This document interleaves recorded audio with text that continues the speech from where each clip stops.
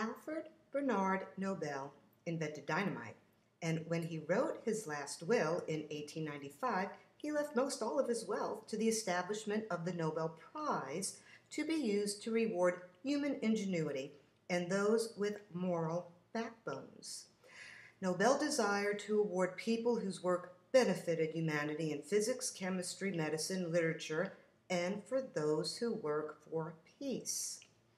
In 2007, after Bishop Tutu nominated Mordechai Vanunu, Vanunu told me he didn't want the Nobel Peace Prize if Israel would not allow him the freedom to go and accept it.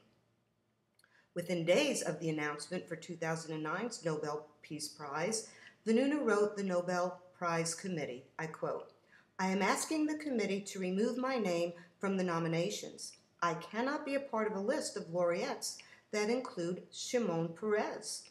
Peres established and developed the atomic weapon program in Dimona in Israel. Peres was the man who ordered my kidnapping, and he continues to oppose my freedom and release. What I want is freedom, and only freedom I need now."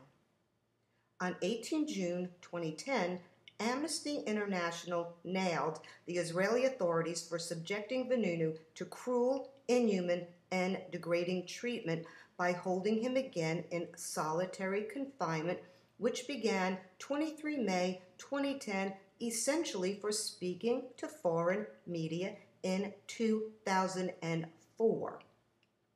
Amnesty International called for Vanunu's immediate and unconditional release, stating, I quote, "Mordechai Vanunu should not be in prison at all, let alone held in solitary confinement in a unit intended for violent criminals. He suffered immensely when he was held in solitary confinement for 11 years after his imprisonment in 1986, and to return him to such conditions now is nothing less than cruel, inhuman, and degrading.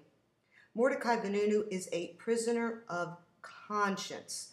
The prison authorities might claim that he has been put in isolation to protect him from the risk of attack by other inmates, but if the Israeli government is really concerned for his safety, it should release him without delay.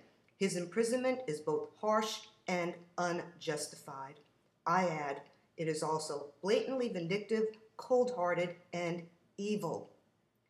Way back in April 1999, 36 members of the House of Representatives signed a letter calling for Vanunu's release from prison because they believed, I quote, "We have a duty to stand up for men and women like Mordechai Vanunu who dare to articulate a brighter vision for humanity."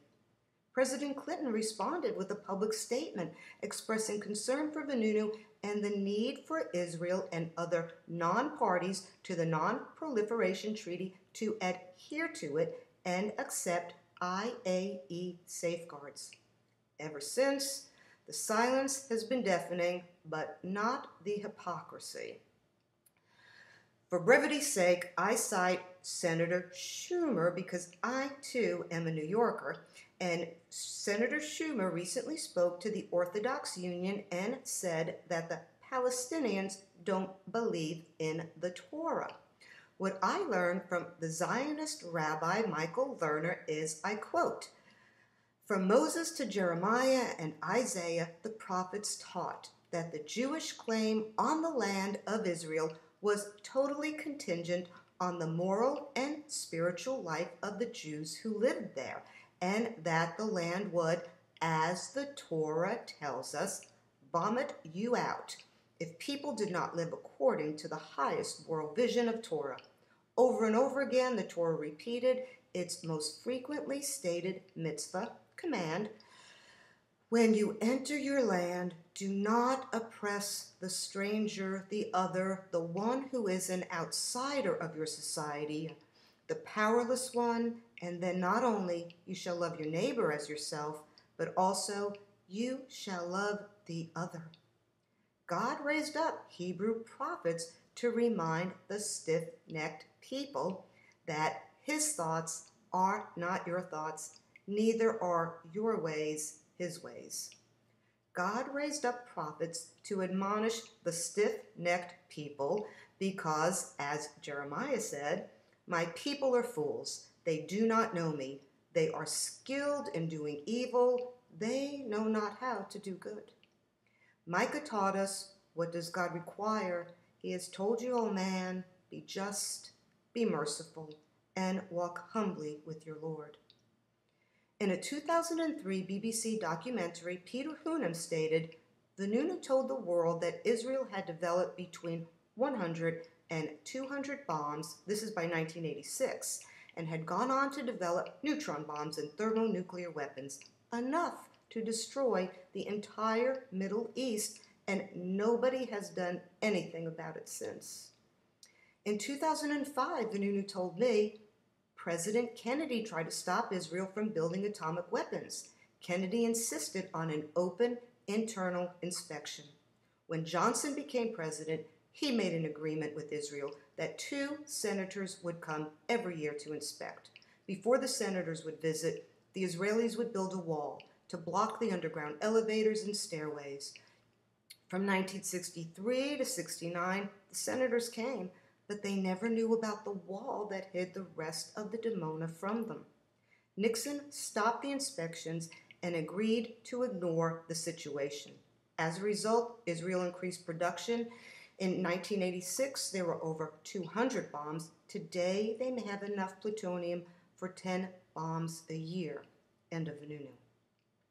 Only Israel knows how many they have, for international inspectors have never been allowed to enter the Dimona, and essentially for speaking to foreign media in 2004, Israel has again punished Vanunu with 3 months of solitary confinement on top of 6 years under draconian restrictions and 18 years in Ashkelon prison for telling the world the truth about their nuclear weapons, and he acted on conscience. As Reverend Martin Luther King said, cowardice asks the question, is it safe? Expediency asks the question, is it politic? And vanity comes along and asks the question, is it popular? But conscience asks the question, is it right? And there comes a time when one must take a position that is neither safe, nor politic, nor popular, but he must do it because conscience tells him it is right. One more message for President Perez. If you had let Vanunu go and fade into the world in 2004, 5, 6, 7, 8, or 9, I would not be talking about him in 2010, but you can learn a lot more at wearewideawake.org, the Vanunu Saga, 2005-2010, and for everyone who hears that, follow your conscience. Contact your political representatives. Free Vanunu now.